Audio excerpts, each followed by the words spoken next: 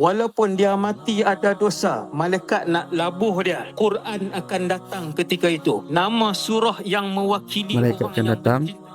di alam barzakh adalah suratul mulk. Dia kata tak boleh sebab dulu dia baca aku dan dia menghidupkan kehidupan dia dengan Al-Mulk datang pergi ke arah kepala. Surah ini pergi ke arah kepala. Dia kata tak boleh. Kamu tidak akan dapat mengapa-apakan dia ni sebab dia ni dulu menghidupkan Al-Quran. Bangkit di mahsyar, orang yang hidup dengan Quran, nama dia kena panggil. Dia pun pi buku amal. Betul ke apa yang diberitahu oleh Ustaz Wadi Anwar ni? Ya Allah, hari kiamat, padang mahsyar, kesemua ini adalah perkara ghaib. Apabila kita kata soal Mulk datang malaikat nak hembuk kita, kemudian soal Mulk pertahankan kita, kisah-kisah yang macam ini perlukan dalil. Sebab ini perkara ghaib, tak boleh kita memandai-mandai. Tapi ternyata ada dalam hadis Ibn Mas'ud dalam Musannaf Abdul Razak, di mana diberitahu dalam hadis ini, kana yaqra'u fiyya suratul Mulk. Sungguhnya dia membaca soal Mulk, maka fadilatnya dia akan dipertahankan, dijaga oleh soal Mulk yang dia baca dulu kat dunia dulu. Sebab tu masya-Allah, amalkanlah soal Mulk.